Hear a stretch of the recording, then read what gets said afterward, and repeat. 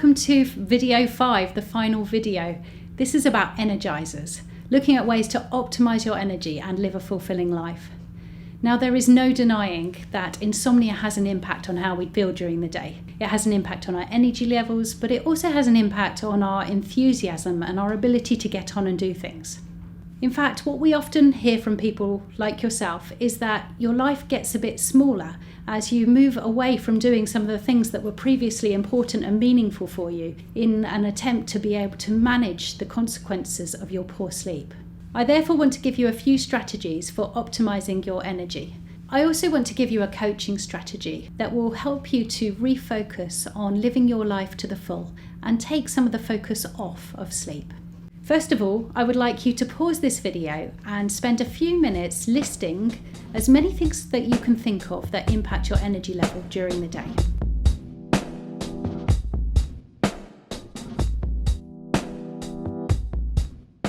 Okay, how'd you get on?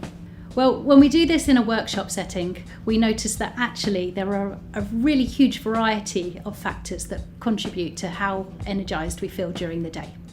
These are a couple that come up in our workshops. Sleep, noise levels, hunger, boredom, activity levels, exercise, time of day, expectations, sense of purpose, health conditions, medication, social interaction, stress, mood. Sleep undoubtedly has an impact on how we feel during the day and how energized we are. The reality is, though, that there are actually many factors that also contribute to how much energy we have. When we don't sleep well, it is really easy to overly attribute sleep as being the entire cause of our lack of energy and motivation, whereas sleep is only partly responsible for how we feel.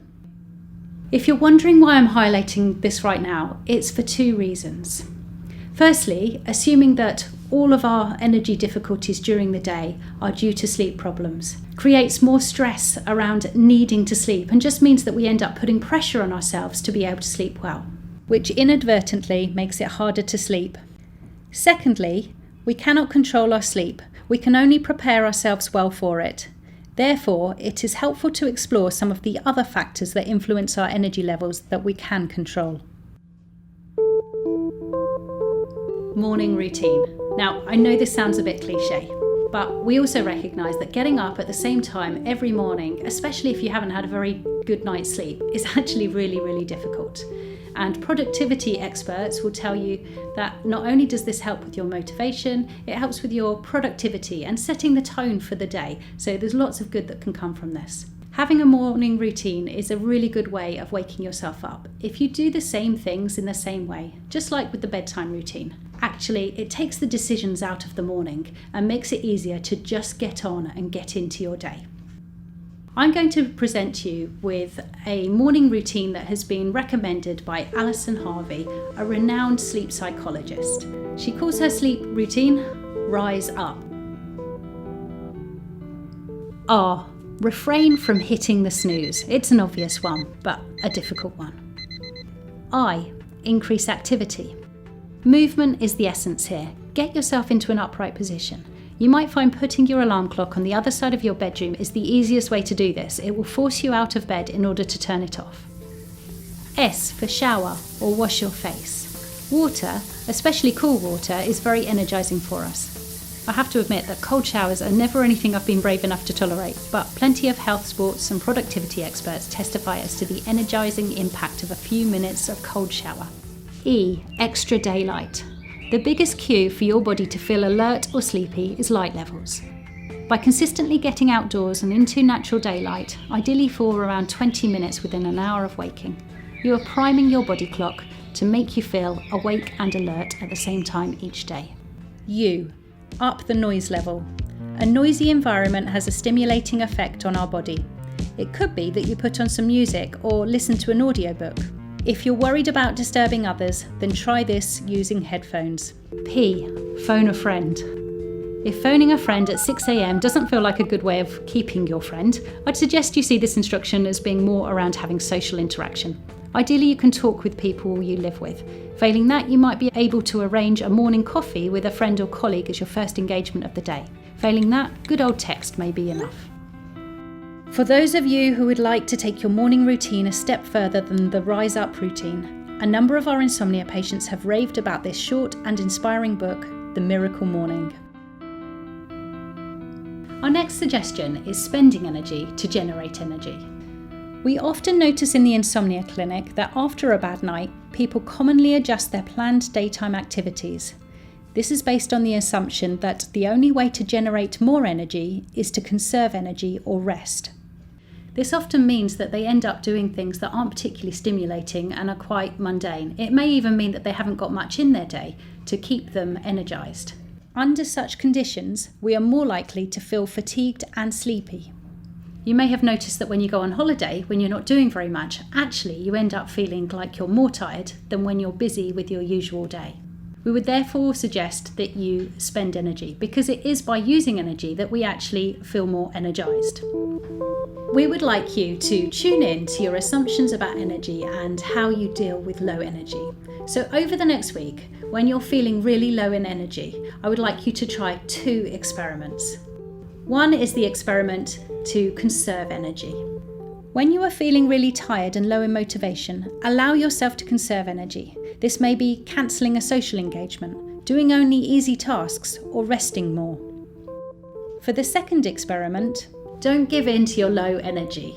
Do an activity that actually uses energy. So it might be that you go out and exercise, that you phone your friend, that you get on with your chores, and just notice what the impact on your overall energy levels are when you compare conserving energy with expending energy. I want to talk just for a moment about our environment. The environment we're in often cues how we feel. That's why in an earlier video we were talking about the importance of associating the bed with sleep and keeping the bedroom for sleep.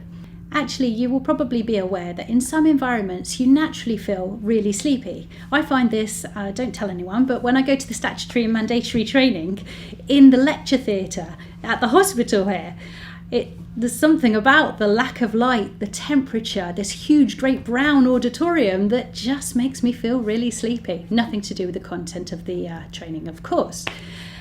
But anyway, you have it at your disposal to be able to change something about your environment, and this can have a really instantaneous impact on your energy levels. It might be that you open a window, it might be that you sit in a different chair, it might be that you switch the TV off and turn some music on. Best of all, it could be that you walk into a different room or even get outside. Just by doing this for a couple of minutes, having a small change can have an impact on your energy levels. Circle of influence. One of the factors that can contribute to a lack of energy and motivation is stress. Stress can often also take our attention away from what's important in life and distract us. We've already talked about the RAW technique in the previous video to help you manage some unhelpful thoughts and feelings, but also I'd really like you to watch this video on the circle of influence. The Circle of Influence, a model taken from Stephen Covey's The 7 Habits of Highly Effective People.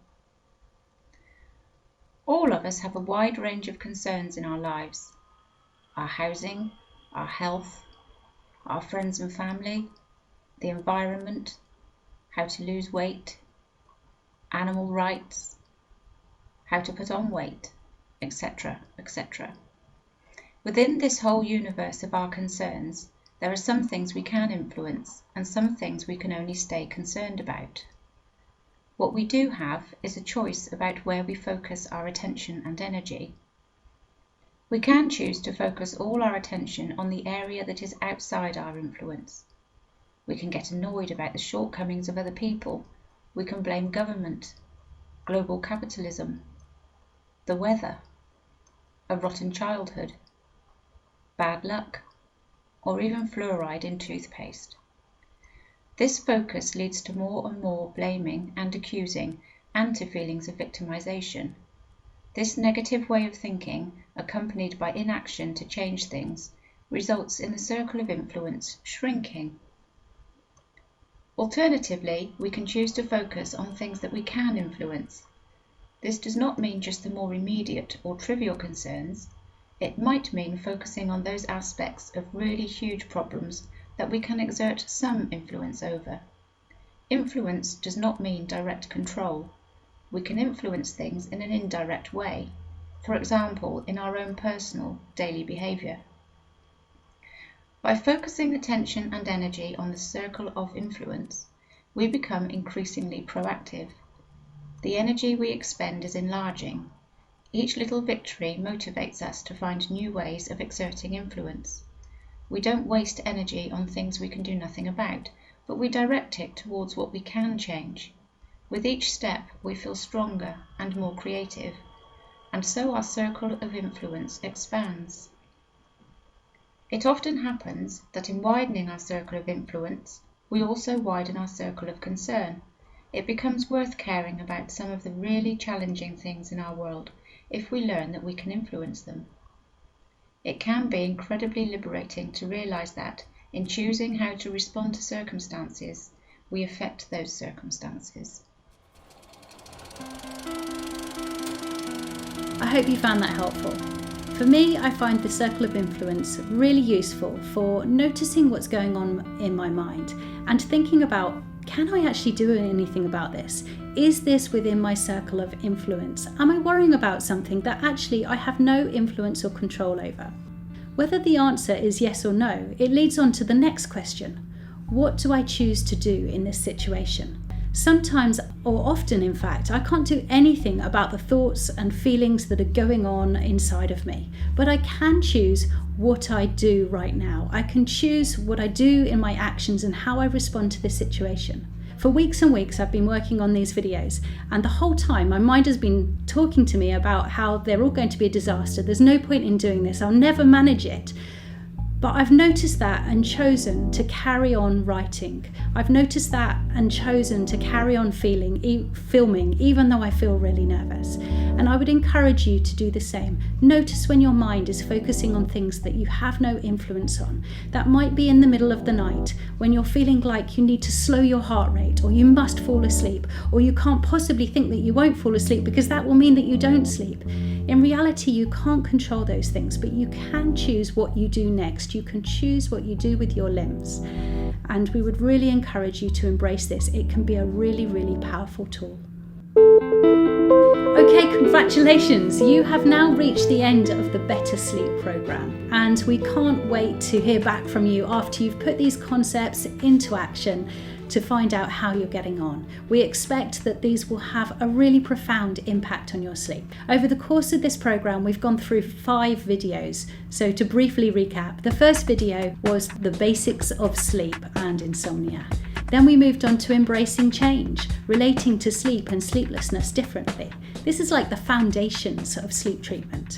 Video 3 was training the brain. This was all about associating your bed with sleep, getting up when you can't sleep, getting up in the morning at a fixed time and setting your schedule. This is like the walls and the roof of your house. Really crucial stuff to get your sleep on track. Video 4 was taming the mind, and video 5, of course, you've just watched that. And these are a bit like the doors or windows on your house. They're aspects that you can pick and choose somewhat what you like best and apply them in the best way that works for you. So what next? Well, now we're handing over to you to put all of these tools into place, and we're really looking forward to catching up with you very soon. We'd love to hear how you found the videos. It's obviously really important to us as well that we know you have watched them. We also want to follow up with you, so this isn't your last contact with us. Actually, it's really important that we let you know about the final R, relapse prevention. That's about maintaining any progress that you make. Also, if you're having any difficulties, then we want to work with you on those. So please stay in touch with us. We will have another appointment with you. Putting these things in place are not going to occur overnight, but within a few weeks we hope that you will be seeing a change, and these will grow. So stick with it, keep going, and we can't wait to hear how you're doing.